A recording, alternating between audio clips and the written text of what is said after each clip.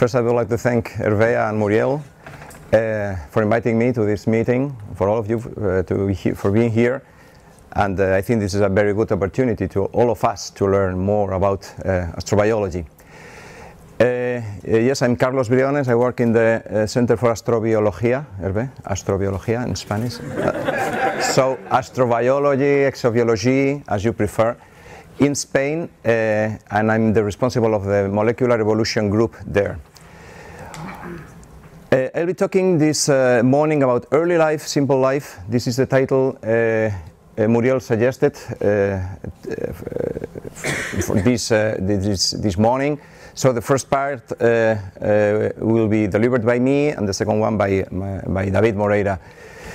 This is the overall picture of astrobiology. You have seen this picture many times, and we are supposed to be interested in all the events from the origin and evolution of the universe, the formation of planetary systems, the interaction among the atmosphere, lithosphere and hydrosphere in some of these planets, the origin of chemistry that is complexified progressively until it acquires the capacity to self-copy, to mutate, to evolve, and at the end to give rise to the wonderful biodiversity that surrounds us. Today, as I told you, we are going to focus on this part of the overall picture, so the origin of life. Origin of life has a lot of unsolved questions. When, how, was it the effect of chance and or necessity? Early means simple. Where, in particular, terrestrial origin of extraterrestrial origin? Did it originate once or several times? Okay. This picture kind of recapitulates the main events we have been discussing the previous days. So the origin of the Earth and Moon was dated 4.57 giga-year or billion years ago.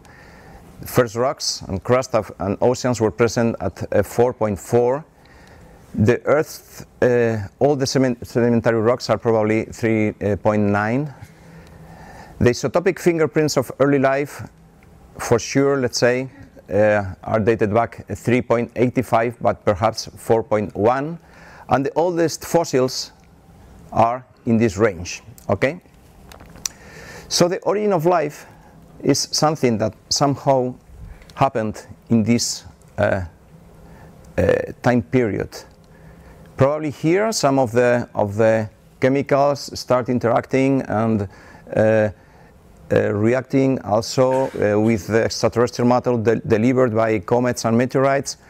And after the late heavy bombardment, perhaps the life had more opportunities to start and start developing. Okay. After this part of the history of our planet, evolution, I will not tell a single word about the evolution, about this part of the picture, which is fascinating, as you can imagine. But we will focus on this origin of life, okay? There are two complementary approaches, as you know. The first one is to study or to try to approach the origin of life from a bottom-up perspective, also called from past to present, and from chemistry to present, so from the non-living. There are many disciplines that use this approach, in particular astrochemistry, geochemistry, prebiotic chemistry, and more recently synthetic chemistry. Okay, and the complementary one is the top-down vision. Okay, so from present to past. So from the living, from the current biodiversity, comparing the current biodiversity to the non-living. This is the field of paleontology, microbiology, phylogenetics, and minimal cell models. Okay, and here you have this yellow box, what is in fact a black box of the origin of life. Okay, so I will combine somehow these two approaches during my talk, and probably David will concentrate in the top-down approach.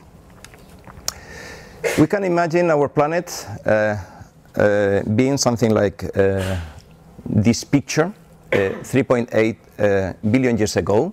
Lots of energy sources, Probably interaction between the water, this planet was plenty of water at this time, and the rocks there, and the atmosphere.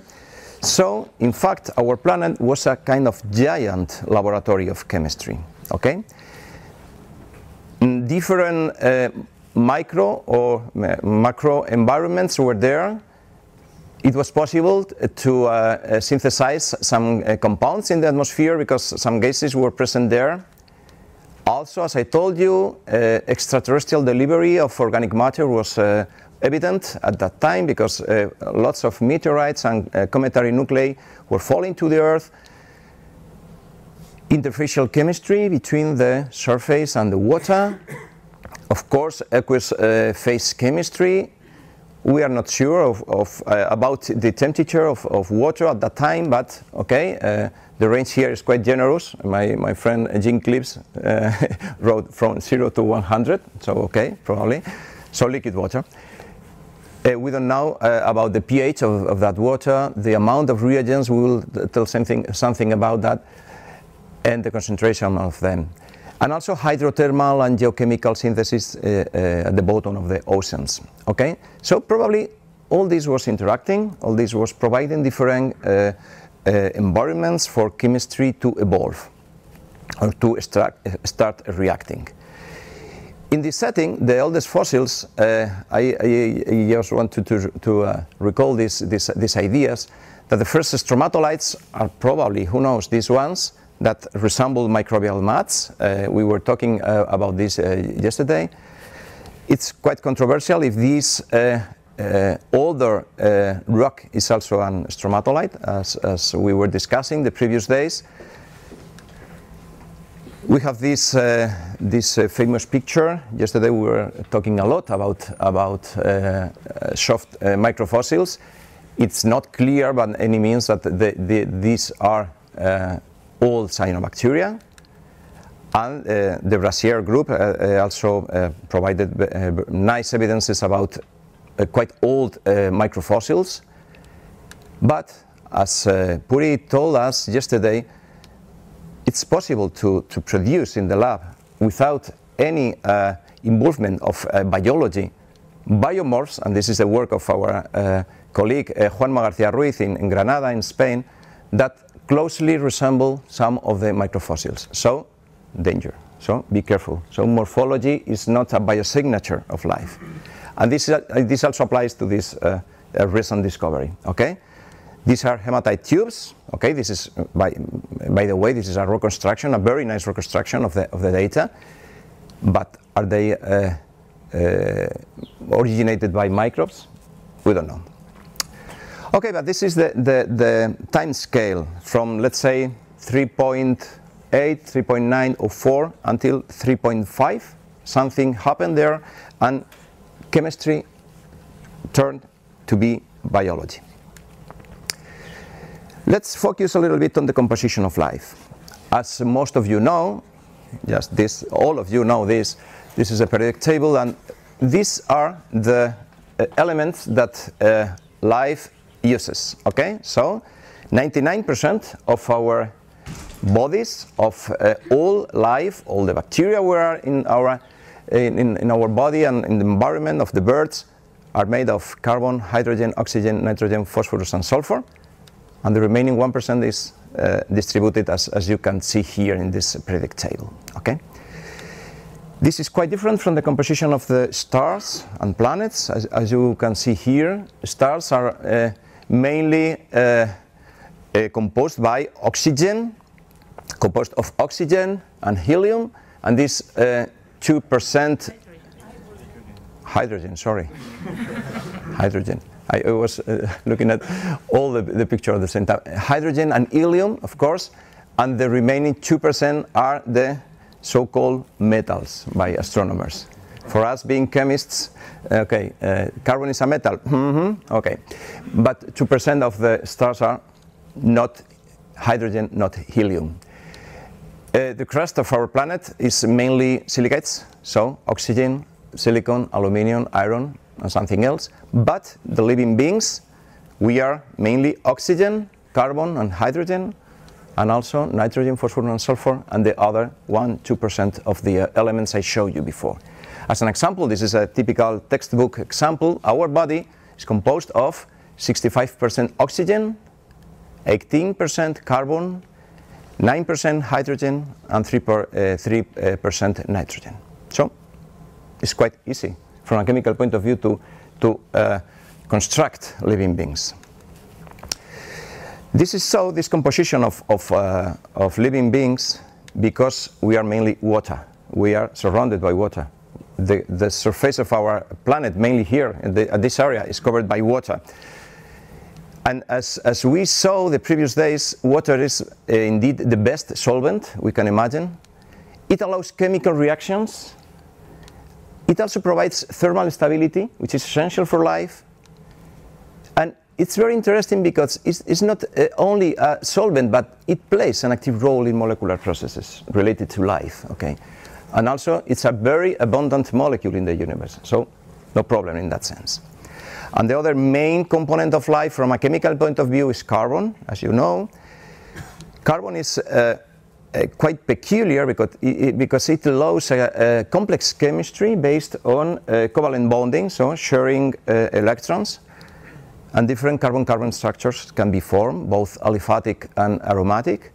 And it's also important because it allows producing or forming functional groups with the other 5 main elements of life.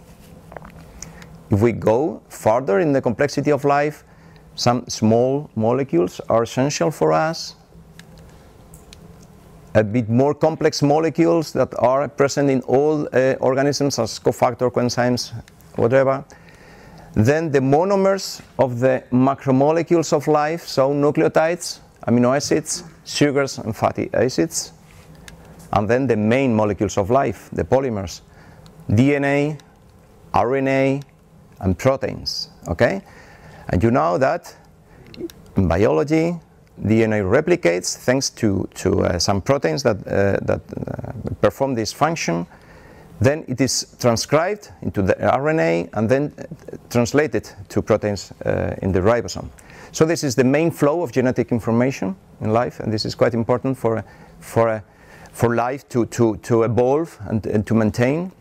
And also viruses are able to replicate RNA and also to retrotranscribe RNA into DNA.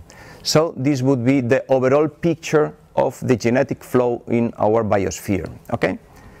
Then the next step in complexity are cells, as you know. All life is based on cells, as Puri told us yesterday. 2 main organizations of cells, prokaryotic and eukaryotic, with a difference you know. Prokaryotic cells belong to the domains bacteria and archaea, and eukaryotic cells, eukarya. Okay, it's basic biology, basic, let's say, biochemistry.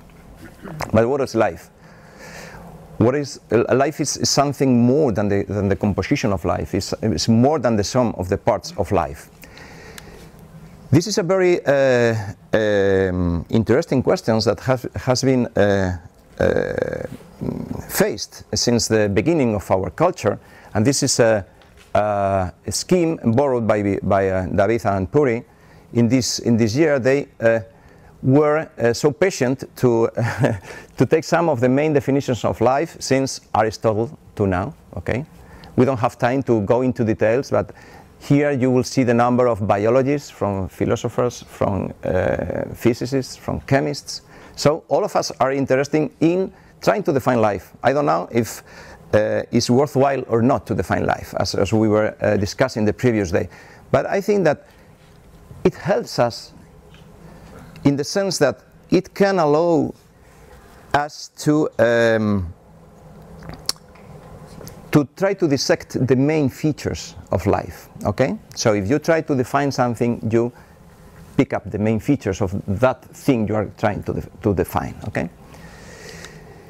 In recent definitions of life, it's evident that life requires these 3 main components: a replication system, a genetic molecule that stores and transmits information; a metabolism, a set of reactions that are used to interchange matter and energy between the living being and the surrounding; and a compartment, a membrane, let's say, in current biology, that allows this metabolism to be performed, okay?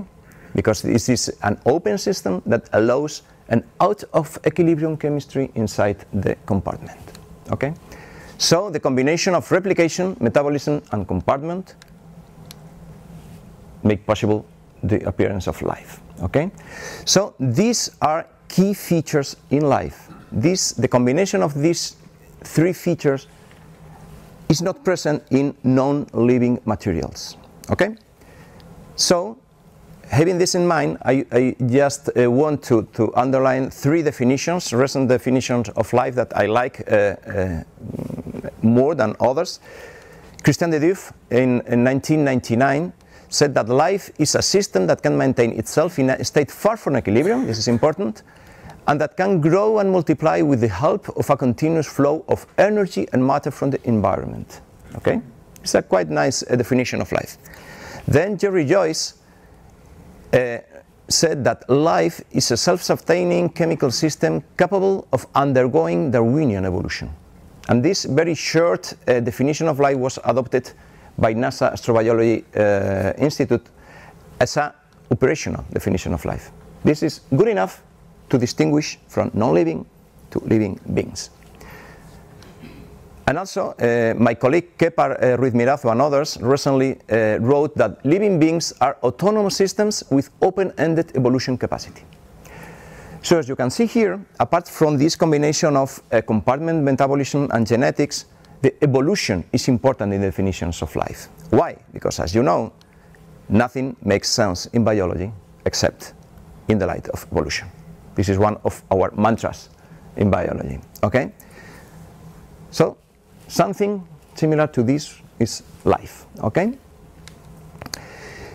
David will probably tell us a lot about phylogenetic trees, about the reconstruction of the history of life from a top-down approach. So, lots of trees will probably appear in David's talk, but I would like to concentrate on the roots of the tree, because the origin of life is something that happened here, using this metaphor of the tree of life, okay? Then the diversification of life there is another issue, okay? The first scientific ideas, because I don't have time to talk about spontaneous generation. That is a very interesting history that was refuted by Pasteur, but this wonderful French scientist in the 19th century. But the first scientific ideas about the origin of life were written by the great Charles Darwin. Okay? This is Charles Darwin on a petri dish. So, microbiologists are quite freaky sometimes. Okay, so this is Charles Darwin, and at the end of The Origin of a Species, this wonderful book that you should read at least once in your life, the last paragraph says, "There is grandeur in this view of life, with its several powers having been originally bred into a few forms or into one, and that whilst this planet has gone cycling on according to the fixed law of gravity, from so simple a beginning, endless forms, most beautiful and most wonderful have been and are being evolved." This is a very nice sentence. And he says, having been originally breathed, this is the first edition, only breathed, not by the creator, as in the second one, breathed into a few forms or into one. Okay? Then some years later, in a letter he wrote to his friend Hooker, he said, "But if, and oh, what a big if, we could conceive in some warm little pond with all sorts of ammonia and phosphoric salts, light, heat, electricity, etc., present, that a protein compound was chemically formed, ready to undergo still more complex changes, at the present day such matter would be instantly devoured or absorbed, which would not have been the case before living creatures were formed." Okay, so the warm little pond, some compounds. This sentence is somehow the origin of the top-down approach to the origin of life, and this sentence is somehow the origin of the bottom-up approach to the origin of life. So again, Darwin was there. Okay. Then the first model were proposed by these two great scientists of the beginning of the 20th century, Alexander Ivanovich Oparin and Jean B.S. Haldane. This one working in Russia and this one working in UK. There are some similarities and differences, but I would like you to see the main features of the Oparin's model, the heterotrophic origin of life. Okay, so he was favoring a reducing atmosphere in the planet, where the synthesis of organic compounds could have been possible, and then the formation of the so-called primitive soup, formation of coacervates, groups of proteins and other things together, and then the primordial heterotrophs, so the first living beings. This was published first in Russian and then in English. The first book, this one in Russian, The Origin of Life, it's quite clear, 1924, okay? And then Haldane some years later. 30 years later, the first experiments showed up. They were performed by Stanley Miller in 1953, as most of you know, and also this Spanish scientist Joan Oro, okay, and at the end of the 50s. And these first experiments turning the problem of the origin of life from, let's say, the library to the lab. That was done 30 years after, in the 50s, and it was the origin of the prebiotic chemistry as a scientific field. Okay, this is the famous Miller experiment. Miller was favoring the Oparin's view of the earliest atmosphere, and he decided to mix in a flask 4 gases that were supposed to have formed the primitive atmosphere, very reduced forms of oxygen, hydrogen, nitrogen, and carbon. Okay, 60,000 volts were applied here, so this was the energy source that would resemble the sparks and the fall of meteorites and so on primitive Earth. And 2 weeks later, lots of amino acids and other biomonomers appeared. Okay, so this was the first experiment of prebiotic chemistry. So chemistry itself has the capacity to produce the first building blocks of life. Of course, nowadays we think that this atmosphere was not so reducing, and in particular, CO and CO2 were present in the early atmosphere of the Earth. But okay, the experiment was relevant itself. It was also very important because some years after Miller's experiment, a meteorite, a carbonaceous chondrite, similar to the Allende meteorite we were able to touch a couple of days ago, fell in Murchison in Australia, and okay, carbonaceous chondrites have lots of organic material. When this material was analyzed, the part of organics showed that it contained carboxylic acids, the dicarboxylic amino acids, hamides, and other compounds. And if you compare the composition of amino acids, in particular the aliphatic amino acids, you compare their presence in this Murchison meteorite or Allende meteorite with those that can be synthesized in different kinds of atmospheres using Miller-type experiments, you see that the composition and the relative abundance is quite similar. So perhaps Miller-type experiments were performed elsewhere, and extraterrestrial delivery of perhaps amino acids could be present at the origin of life. So this was relevant. The other experiments of these pioneers were performed by Joan Oró, as I told you. He was able to combine 5 molecules of hydrogen cyanide to form adenine, so the first nucleobase that could have constituted somehow nucleotides and nucleic acids. Joan Oró was quite famous in the States, where he was working at that time, and also in Spain. And our former king, Juan Carlos I, named him the Marquess of Oró.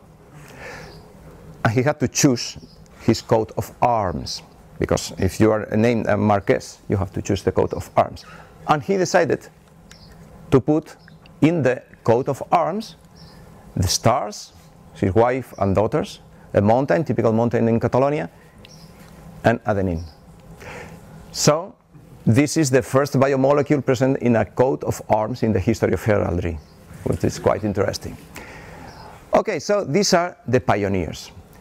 60 years, no, not 60 years, some years later, and I'm only giving some clues about prebiotic chemistry. We don't have time to talk about prebiotic chemistry in deep.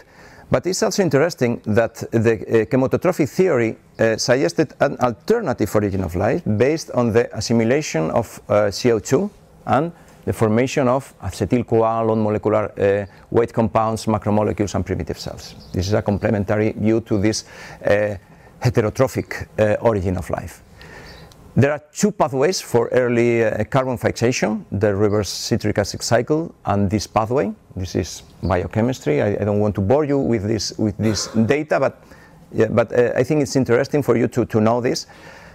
This was the first of these. Also, he was also a pioneer, Günther Wachter-Heuser, and this kind of chemistry is associated with hydrothermal vents. Okay, and 60 years later, nowadays, prebiotic chemistry is a bit more complicated, because scientists have been able to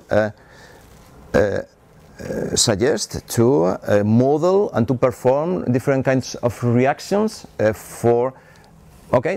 originate different biomolecules to define the environment that could have accommodated those reactions. And okay, this is a quite complex and interesting view nowadays. And one open issue is, of course, the composition of that primordial soap. What kind of organics were there? Every scientist has its own recipe for the primordial soap. Some of them favor very diluted one, only water, some oil, a limited number of compounds. Others prefer more condensed soups, in particular containing traces of minerals that can catalyze processes on the surface. In fact, this surface-based catalysis is very important. It's more and more recognized as a key in the origin of life. So the model of a soup is being modified, and perhaps it was a pizza, primordial pizza. And what is very important is the chemistry you can accommodate in the interlayers of some minerals. For instance, clay, montmorillonite, so interlayer, so primordial lasagna. Who knows? But these scenarios, these metaphors of the scenarios are currently being considered in laboratories, and who knows where life originated. Okay? In particular, it's also interesting this. The primordial soap was endogenous. I mean, the composition, the ingredients were from all of them, on Earth or in Earth, depending. Or, as we were discussing yesterday, some of the ingredients could have been delivered by meteorites and cometary nuclei. We don't know, but this happened. So probably this very complex laboratory at 3.8 or something like that billion years ago contained both endogenous and extraterrestrial organics. Okay?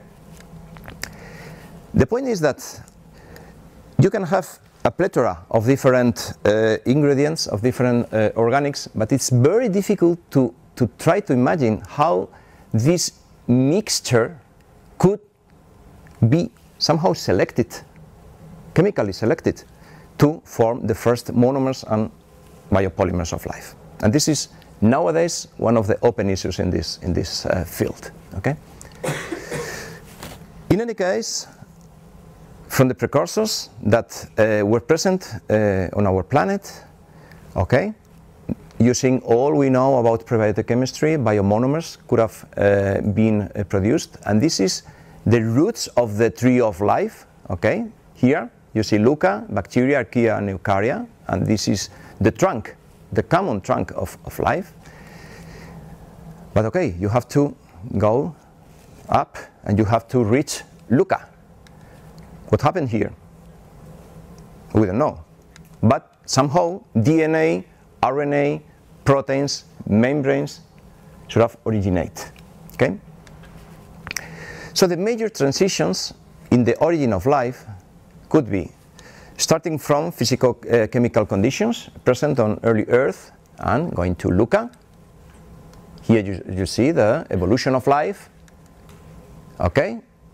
Here, fossils cannot tell you anything about that, because fossils only cells fossilize, not molecules, and this is the field of molecules. This was a molecular world before the first living beings, or depending how you define life, these complex systems harboring metabolism, compartment, and genetics. Here, and then Luca, and then evolution. So fossils cannot help you here. Molecules should have self-organized, then a genome and replication appeared, and a membrane and metabolism system, and these two in combination. Okay? Because otherwise, if you have only this or only this, you don't have life. So we use, again, bottom-up and top-down approaches. Okay? So this is the field of origin of life nowadays. And there are, as you can imagine, lots of controversies in this field. I have listed here only 3, and we can discuss later, or as we have suggested, Muriel, after David's talk, if you are interested, we can have an open discussion with Puri, David, and myself to try to give some clues or ideas or whatever about this origin of life related stuff. So one of the controversies is genetics first versus metabolism first. Okay? Those favoring genetics, okay, claim that it's very important to have coded information and the appearance of the first self-replicative systems. But metabolism first says, okay, without bioenergetic mechanisms, you don't have life. You don't have this conversion of matter and energy. Recently, and I will concentrate on this in the second part of my talk, some systems approaches have showed up that try to combine protometabolism and genetics. Protometabolism in the context of a compartment scenario. So reproduction of the whole system. That would be probably more real, more biological. Other controversy, heterotrophic or autotrophic earliest metabolism. Probably David will tell us something about that. Heterotrophic origin. Okay, the primordial soup provides organic molecule and energy. Okay? You go to the supermarket, you take their molecules, you eat them, and that's all. But for this to be possible, okay, you need a complex prebiotic chemistry, because you need lots of different molecules. And then a simple metabolism, relatively simple metabolism can be performed if you have a bit of everything around.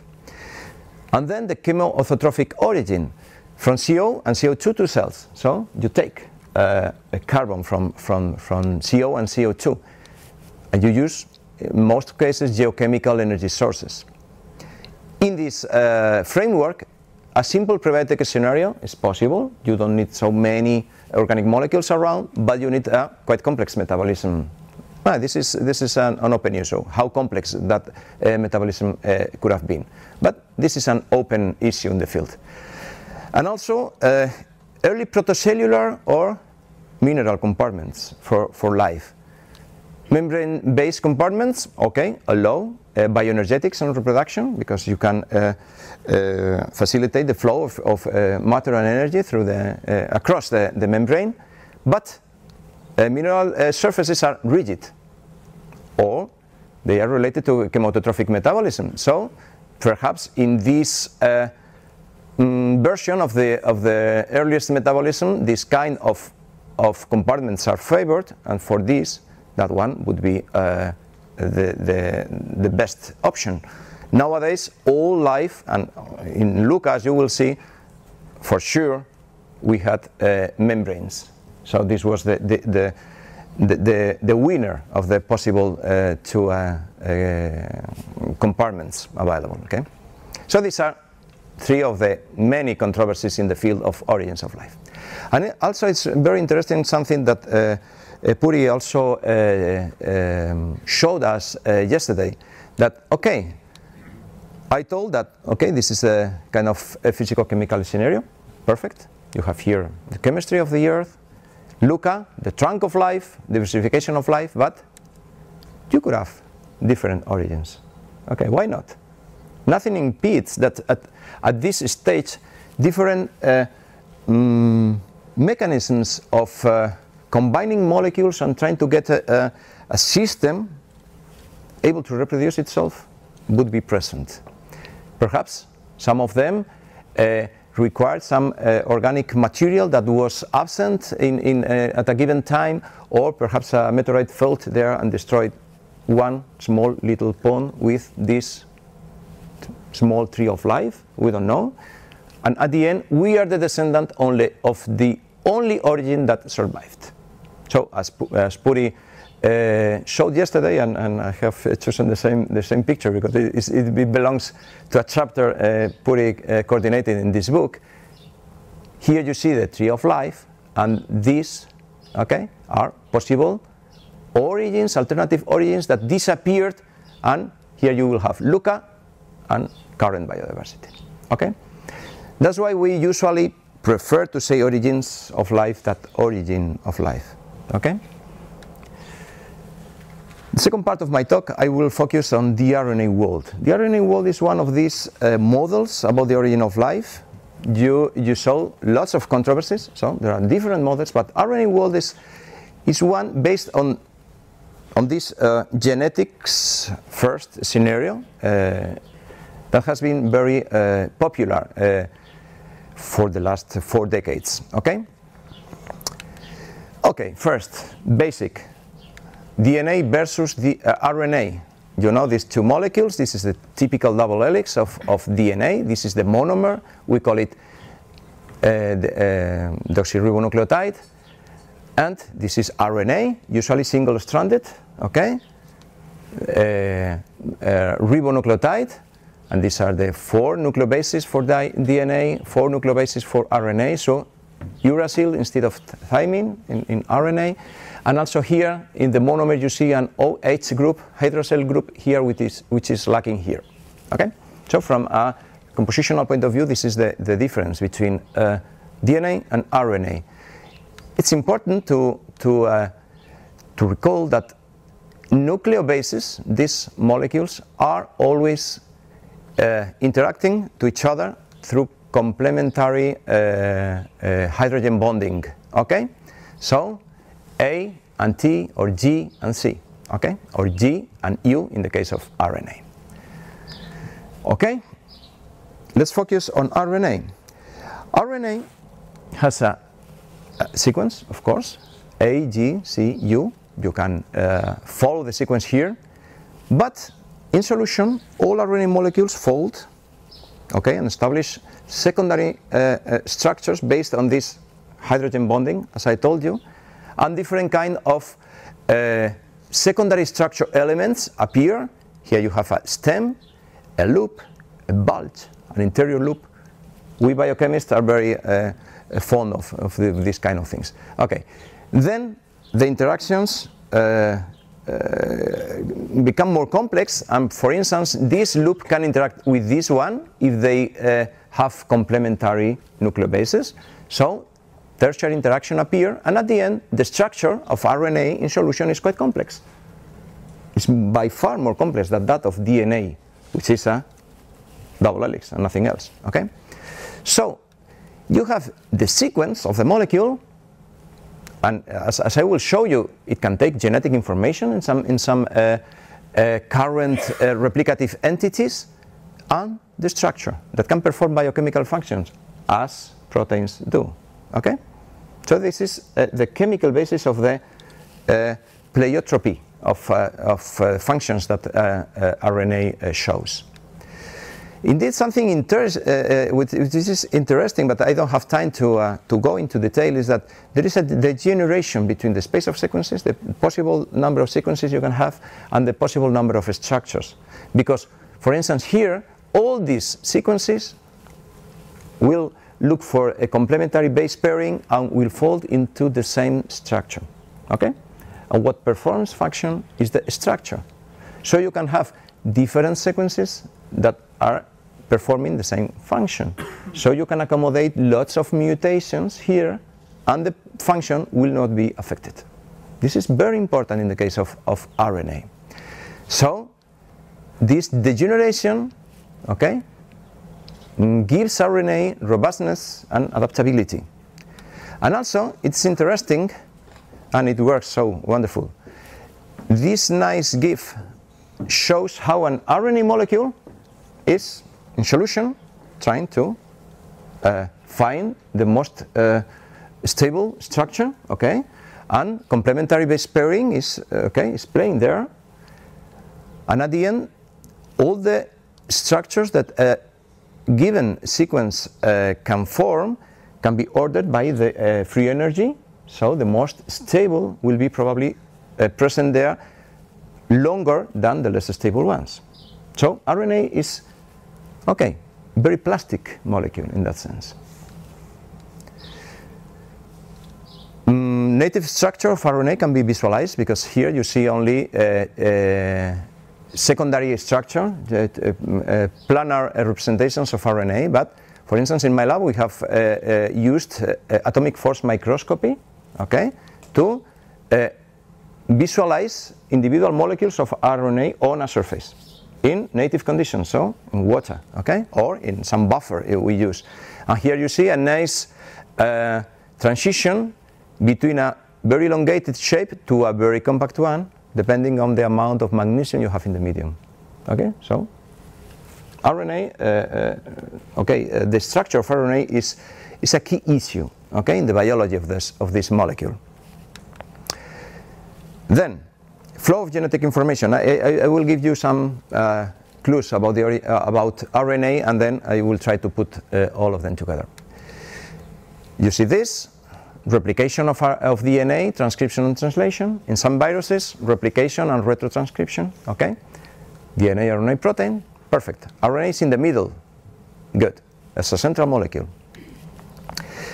When we concentrate on the translation of genetic information, so the conversion from messenger RNA into proteins,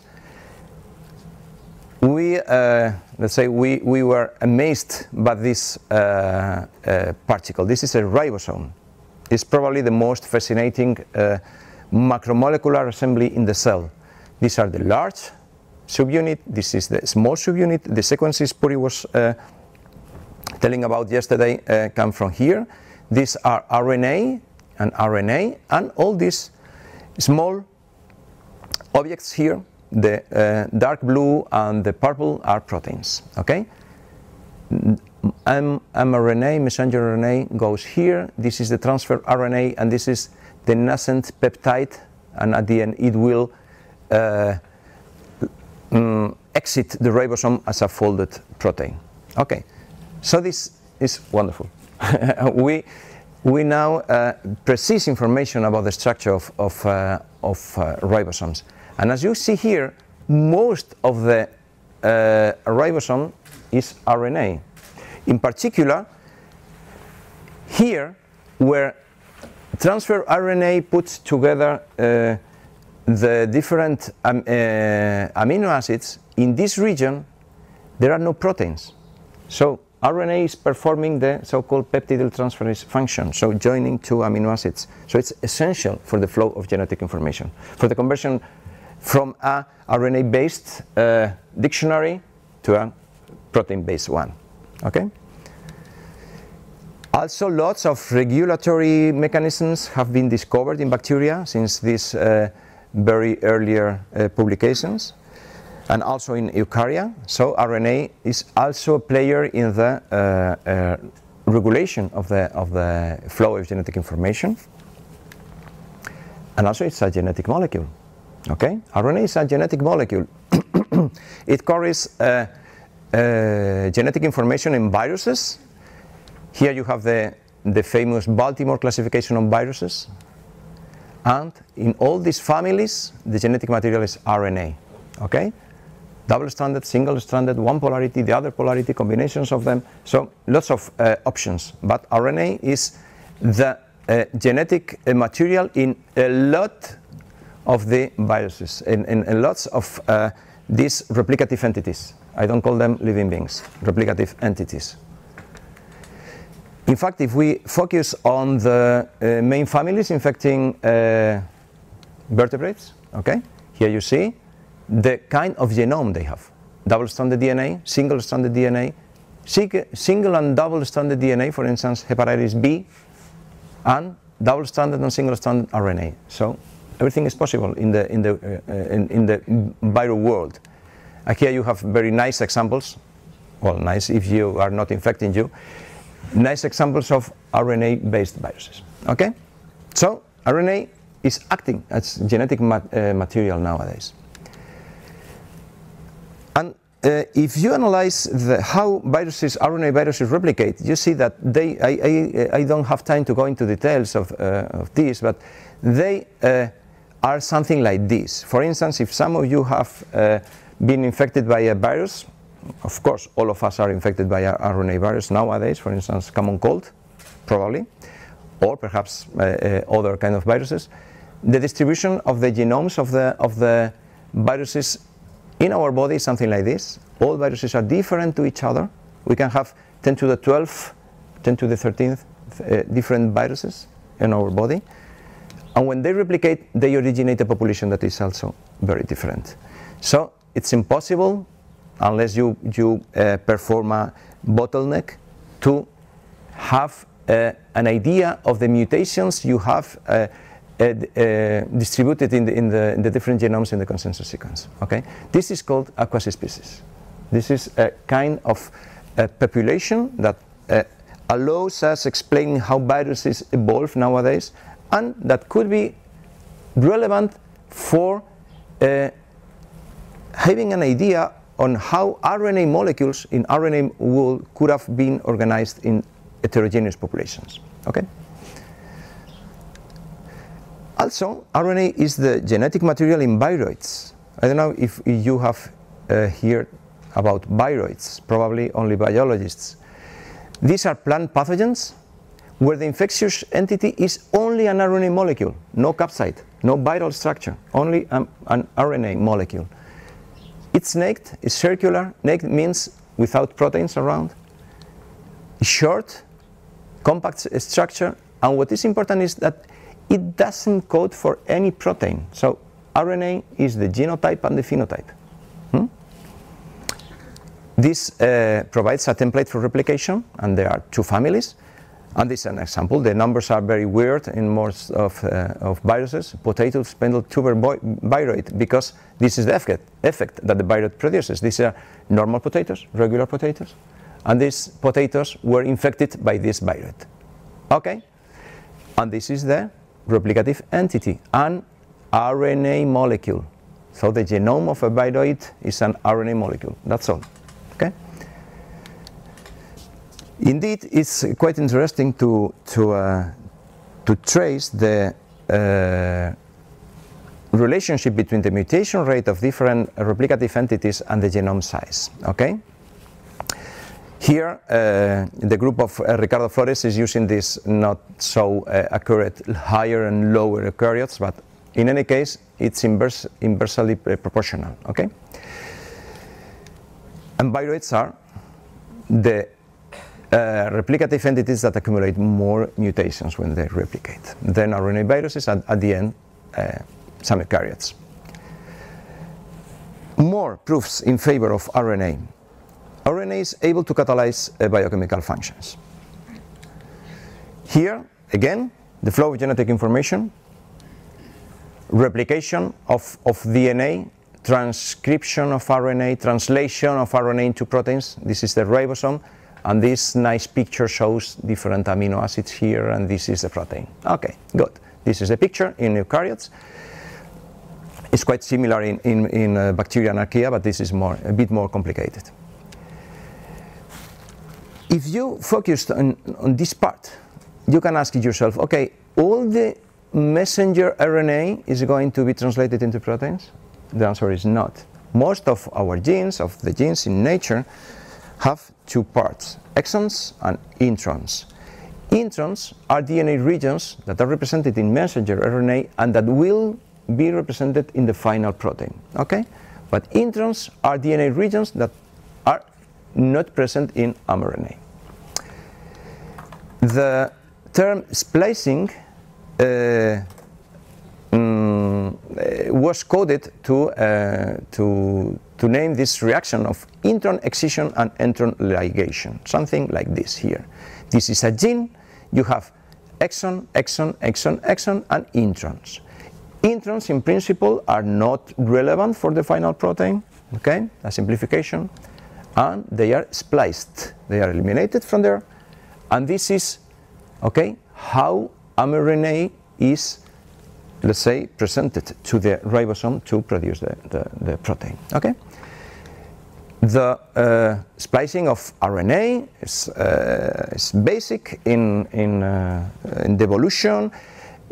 For instance, it allows the alternative splicing, so because you can splice this or not, or this or not, so different mRNAs can be coded in a single DNA sequence, complex sequence. So this is basic for the synthesis of immunoglobulins in vertebrates. Okay. And people were studying splicing, and groups of proteins and RNA combined were able to cut the introns and join the exons. And okay, they were very happy with this kind of pictures. Exon, exon, intron, ribonucleoproteins here, and the proteins cutting this end, and then cutting this one and joining this exon, and the splicing is produced. Perfect. But science is always very, very interesting. And in 1980, in Boulder, Colorado, in Tom Check's lab, they were studying Tetrahymena thermophila, which is a unicellular eukaryote. And one of the genes of this Tetrahymena had one exon, intron, exon, okay? And they say, okay, let's do some molecular biology.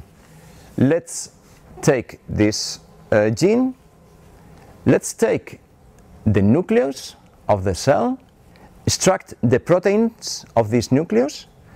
In the proteins, some of the proteins will be responsible of the splicing. So if you take part of the nuclear structure of this and mixed with the gene, the splicing process will be produced. And okay, we put it in a test tube. We like very much test tubes in molecular biology, as you know, with some salts that are required for the process, in particular magnesium, and an energy source, GTP. Okay? And an experiment, and one gel. Okay. And this is very interesting for the molecular biologists here in the room. In the three cases, the gene, okay, was added to the reaction. The nuclear extract was added in lanes 1 and 2, and magnesium and GTP in 1 and 3. Here, the first one with everything, okay, you have the long form of the gene and the spliced form. Perfect. If you don't have magnesium, if you don't have GTP, splicing is not possible. And if you don't have nuclear extract, the splicing is produced. But the proteins responsible for the splicing were here. So what happened? So why this band was here? How was it possible to splice an exon in the absence of proteins? As you can imagine, in Tom Check's lab, this experiment was repeated a number of times to be sure that that was the outcome of the reaction, and at the end that was the outcome of the reaction. So mRNA splicing can be performed in the absence of proteins. That was revolutionary because it showed that it is possible for RNA to auto-catalyze its own escission and ligation. So RNA is performing biochemical functions, and they code the name ribozyme for this kind of enzymes of RNA. Okay? And this was the original paper on this, that, by the way, was rejected from Nature and Science because it was too revolutionary for that time. Okay? Okay, after that, they were able to propose the mechanism of self-splicing, and here you see the G from GTP somehow cuts here, and in the presence of magnesium, this 3' end also cuts here, and at the end this is joined, ligated. This is possible because the intron, this part, I mean the part of the molecule that apparently was not important, had a 3D structure that allowed all this biochemistry to be performed and allowed this escission and this ligation. Okay? If you want to see this intron in a more friendly view, this is. Okay? So this is the first ribozyme that was discovered. So this is an enzyme made of RNA. So this works as current enzymes. And all living beings have ribozymes inside. Okay? After this discovery, a second type of self-splicing introns were discovered. They are longer, more complex. I don't have time to go into details, but they are also performing self-splicing. And almost simultaneously, the group of Altman was working in the ribonucleoprotein, so a complex of protein and RNA, that is responsible to cut this end of the transfer RNA. This 5' end must be cut. And, okay, the idea was that the ribonucleoprotein that cuts this end, composed by protein and RNA, the catalytic function was performed by the protein, because that was the idea at that time. But they were able to discover that it is the RNA of this complex which performs the catalytic function. So it was the second example of ribozyme. Okay? And it was published 1 year later, okay? 1983. Since then, 8 different natural ribozymes have been discovered. Here you have some of them. 7, these 4 represent other 3. 7 of the ribozymes catalyze the excision and ligation of RNA. So this is the biochemical function they perform. And the 8th one is peptidyl transferase, that, as I told you, is a ribozyme inside a ribosome that catalyzes the joining of amino acids. Also, other ribozymes, lots of them have been produced by in vitro evolution of nucleic acids, as I will show you later. Okay? So this is also something that favors the functionality of RNA. This is so, and Tom Check, the discoverer of ribozymes, wrote a very nice review some years later, and he suggested that perhaps at the beginning you can have ribozymes or ribozymes combined with peptides. These peptides not produced by translation, so not biologically produced, but produced by abiotic means. For instance, you can have surfaces that catalyze the polymerization of amino acids into short peptides, and this can perform catalytic functions. In some cases, these ribonucleoprotein enzymes are stable and perform very well, and so on. And later on, most of the catalysis was, let's say, focused on protein enzymes, but some ribonucleoproteins exist nowadays where the catalytic function is performed by RNA. Okay? Let's move to in vitro evolution of RNA. Okay. After the discovery of the structure of DNA, the double helix and so on, Crick and Orgel and others, and Crick and Orgel and others, said, okay, this is DNA, RNA, proteins, but what if RNA was the first genetic material in the history of life? That was very, let's say, very complicated, because it was the DNA era. But okay, they in the 60s they started thinking about that, and there was one researcher that asked himself, okay, could it be possible? I mean, if they say that RNA could have been the first genetic material, could it be possible to show the evolution in the test tube in the absence of cells, in the absence of viruses? So could RNA molecules somehow evolve by themselves? Okay, this is the main player of this story, Sol Spiegelman, a very smart scientist, as you can see here, and this is the original article in the 67. What he did is he took a virus that infects bacteria, the bacteriophage Q beta.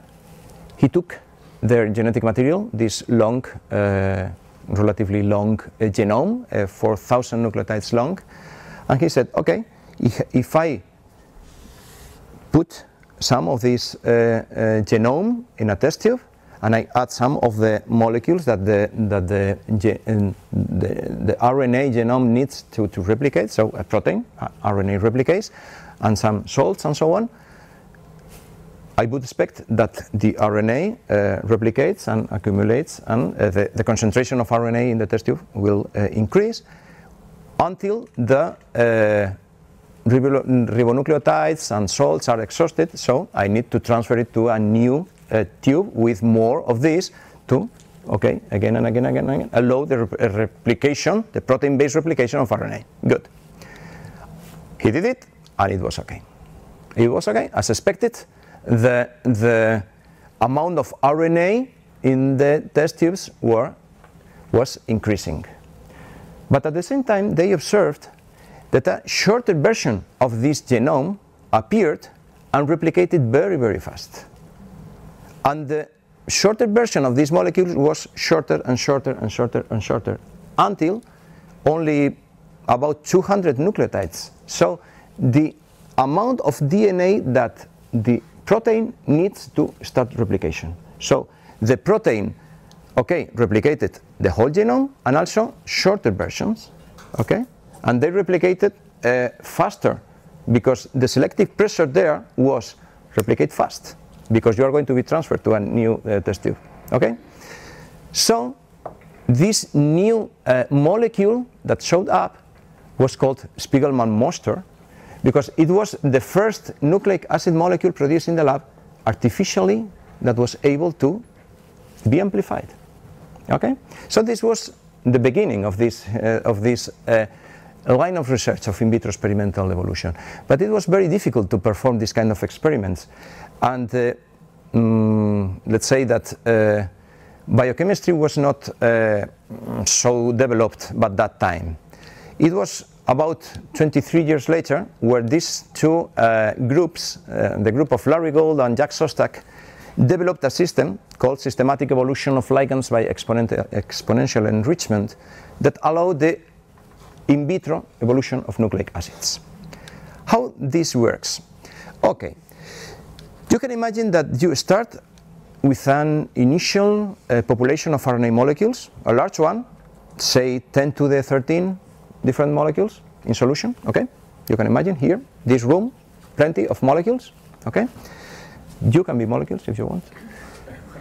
And you are folded. Now you are folded, okay? You are folded in solution. RNA molecules are folded. And the selective pressure introduced by the researcher is, okay, you have to be able to bind, for instance, this molecule. Okay, you have molecules like this that cannot bind, but some of them can bind it.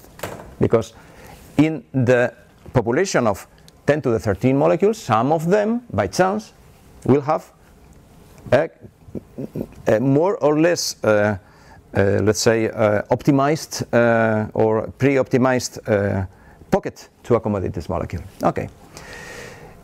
You can, if you fix this, you bind this ligand to a surface, whatever, you can be able to say, okay, those binding the molecule are good for my experiment, I keep them, and I discard the remaining molecules. Okay?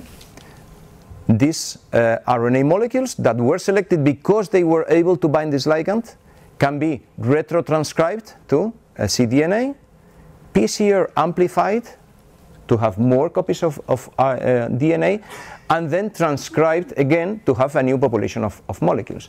A new population that has been previously selected by its capacity to bind the ligand. Okay? If you repeat and repeat and repeat and repeat this process, at the end you will have a populations of molecules, all of them or most of them being able to bind this ligand. So here, this is the evolution in the test tube. Okay? You have amplification and selection. Okay. This is a wonderful means for proving how evolution works, and also for selecting functional molecules with the applications that you are interested in biochemistry, in medicine, in environmental control, whatever. Okay? We are playing this in the lab. And for instance, this is examples of aptamers that we have raised against some molecules of a virus. And you see here the secondary structures of these aptamers, and they are very good in binding these molecules. Here you see other nice examples of aptamers. This is interesting, this collection, because this was selected against adenosine monophosphate and adenosine triphosphate. Okay? Here the aptamer is the large part of the picture, and this is the ligand. Okay? And you can see how the evolution in the test tube has allowed to select a very good pockets to accommodate the ligand. And here in this case, the ligand is a protein, so larger than the aptamer.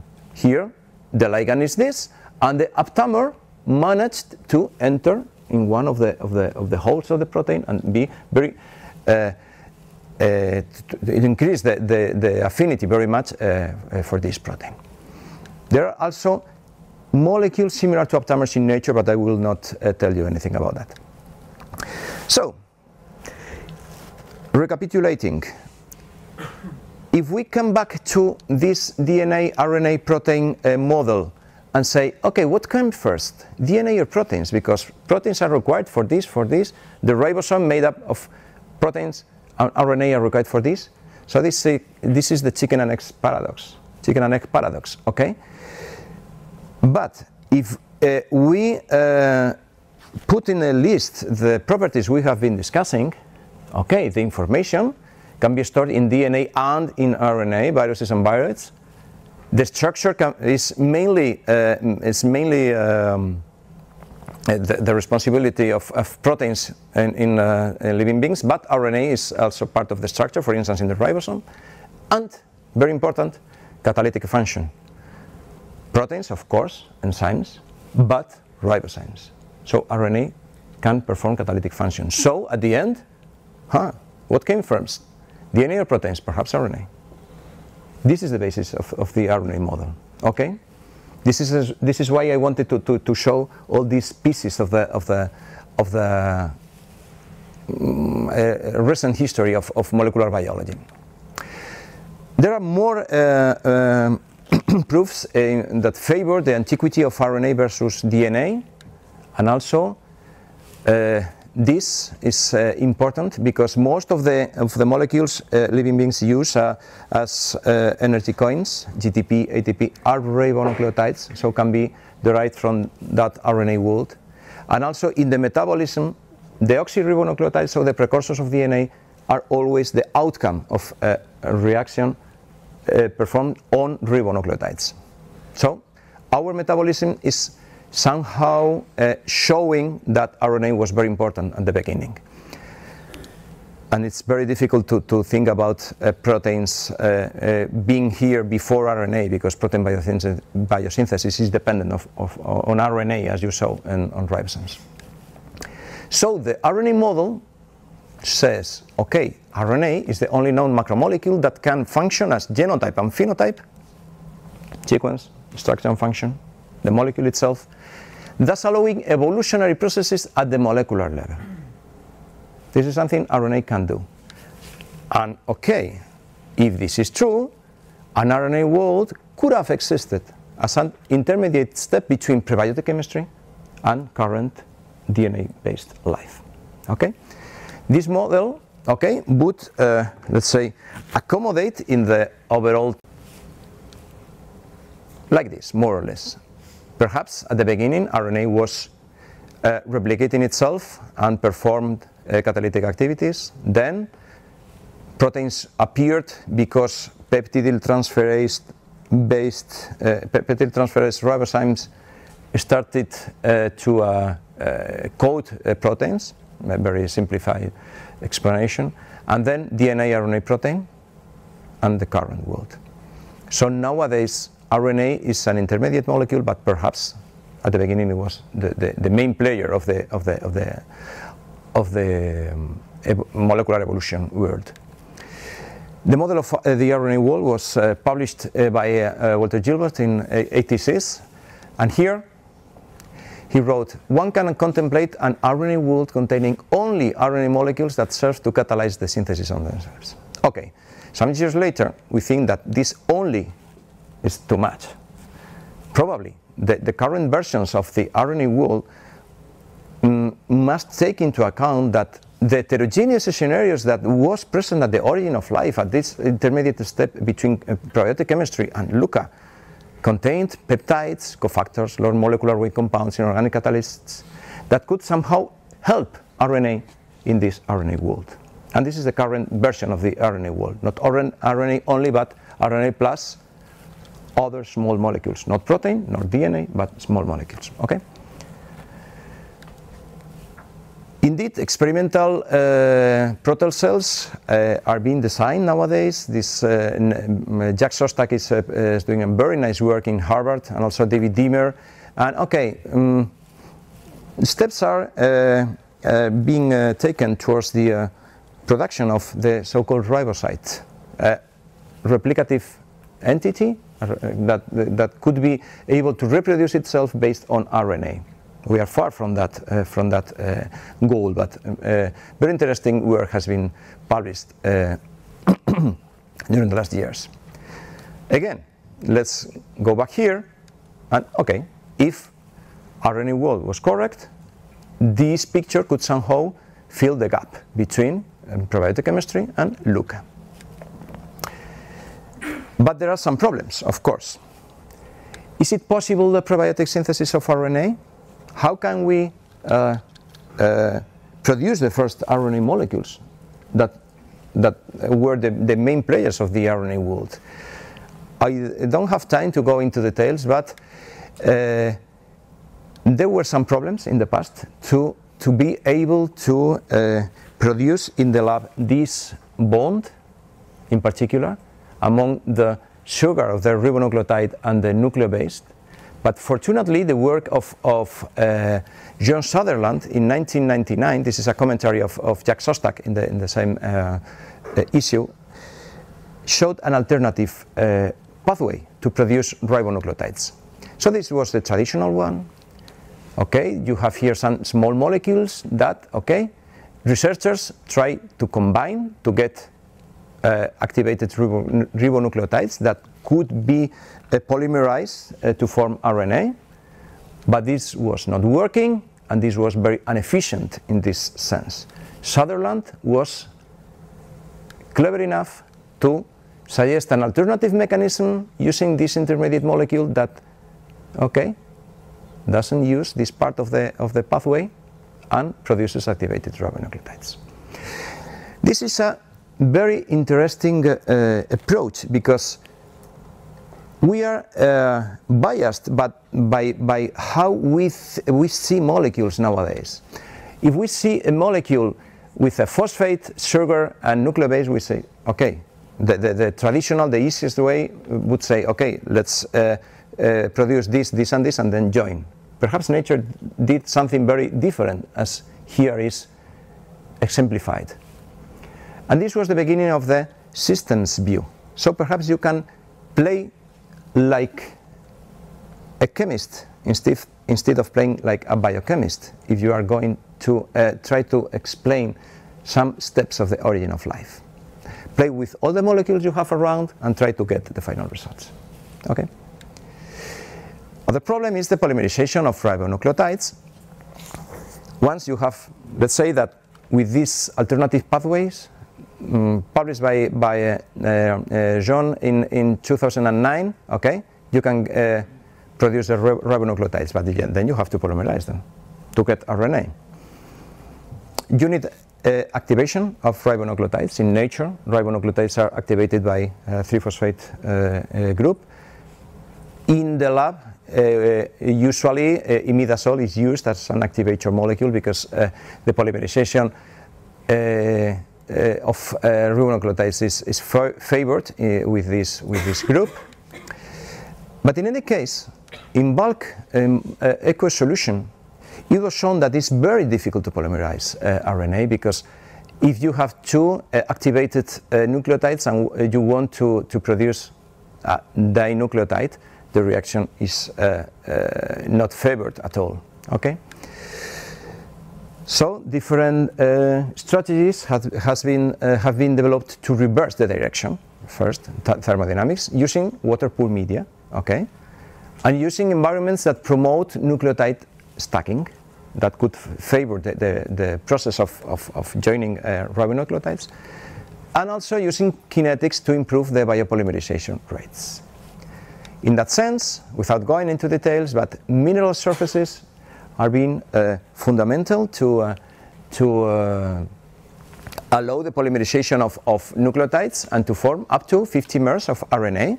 So, lasagna again, okay? Lipid bilayers, because the interface between lipids and water media can concentrate molecules and somehow promote the polymerization of ribonucleotides. And eutectic phases in waterized media, because again it concentrates the reagents and promotes the polymerization. So you see, things are improving. Then another open issue is, okay, I imagine that I can polymerize RNA using, for instance, mica here. This is montmorillonite, and this is an activated nucleotide, and Ferris and others showed that, okay, you have one nucleotide, and this is an electrophoresis gel, up to 40 mers, 50 mers in a montmorillonite enriched media. Okay, but you have to try to go to these kind of molecules that are currently being proposed as the first molecules that could have been able to catalyze the replication of other RNA molecules, including themselves. So if this is construct and evolved in the lab, this is not present in nature, okay? But if these molecules were able to replicate a copy of themselves, and so being the first RNA-based RNA polymerase, okay, from 40 mers to this, it's not so easy. We have developed models, for instance, that can fill the gap somehow, and we have shown that you can end with a RNA polymerase using ligation-based strategy, because among the initial repertoire of oligonucleotides you get from abiotic polymerization of RNA, number of them have this structure, a hairpin structure, one of the possible structures, and part of these hairpin structures can be ribozymes, can be hairpin ribozymes, as I showed you before. So, without going into details, you can have oligomers, polymers, monomers, let's say 40 long. Some of them are ligases that can ligate and make the puzzle and end up in a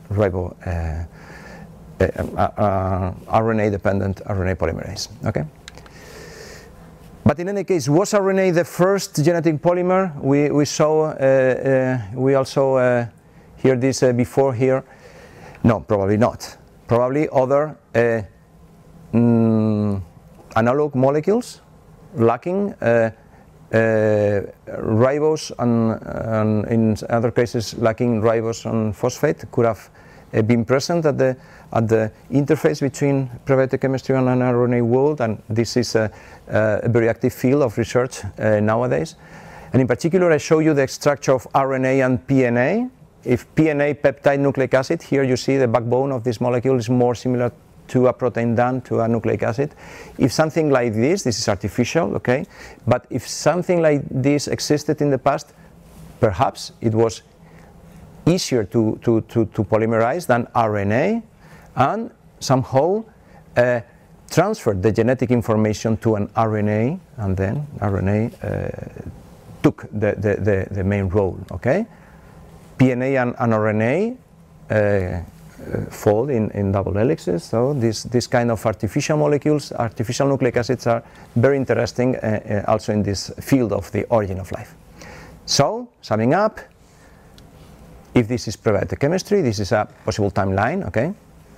Perhaps pre-RNA world were there, then an RNA world on the first ribocytes, okay? RNA protein world, DNA RNA protein world, okay? We could talk about this for hours, but I think this picture is good enough for you to have an idea of the overall process. What about viruses? We can discuss later on if they should be considered as living beings or not. But perhaps the first viruses appeared once you had RNA-based cells, and perhaps the first DNA viruses appear once you had DNA-based cells. And from that time, viruses have been appearing lots of time, okay? But in any case, as Darwin said, this is what we think, what scientists think. Nothing in this picture is true. Is what we think about that. And I will finish in 5 minutes. Oh, okay, I've been talking for a while. Okay, I will finish in David, sorry, our idea was to talk less than that, but okay. Couple of slides. RNA, in any case, as I told you, should be considered as part of the overall number of processes that accumulated from the prebiotic world and the first self-replicative entities. Because remember, for a system to be alive, it's required that it has a metabolic machinery, compartment, and genetic template mechanisms that gives the system autonomy, individuality, and history. These are three main features of living beings.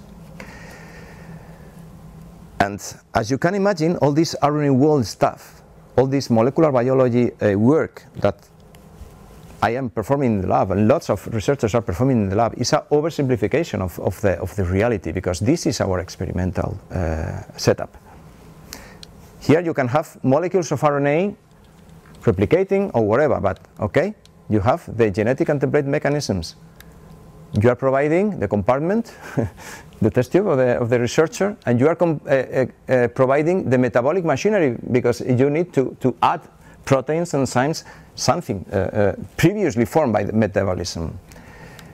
So the point is, okay, let's deepen into the possible origin of metabolic machinery, compartment, and genetic template mechanisms as separate parts of the picture, or better, as common, interrelated, interconnected parts of the picture. This is the idea of the prebiotic systems chemistry, this new field that is now quite popular in the field. Because as Ernst Satzmari wrote some years ago, you need the combination of these three components. You can think about designing in the lab binary systems, but at the end you have to go to the ternary systems if you want to produce living beings. The first relevant step in that sense has been performed again by John Sutherland in his lab in UK. They used these precursor molecules that in the presence of UV light and hydrogen sulfide, again, hydrogen sulfide appear sometimes this week as reductant, and you can use also this photoradar cycling. You produce somehow the main molecules that can form the compartments, or lipids, the main molecules that can be combined to construct the genetic and template mechanisms, so nucleotides, and the main players of metabolic machinery that are amino acids that then can be combined into proteins. And they even suggest a prebiotic scenario based on impacts that is quite interesting, because it is connecting the chemistry in the lab with the real, okay? So perhaps this kind of warm little ponds or this kind of impact craters were relevant because they allowed the mixture of molecules here, of complex mixtures of molecules coming from elsewhere, to combine to produce complex enough media that were required for life. And we're working in this kind of stuff, which is quite complicated, but what is important, and I would like to underline only this idea, is that you have to try to link replication of the genetic material with the reproduction of the system, because this is how life works. So the coupling between the genetic control of metabolism that is able to take a molecule and construct the compartment in a way that this complex system can reproduce, this is the key issue nowadays. This is very difficult to implement experimentally, and this is some of the kind of work that synthetic biology is doing in the bottom-up approach.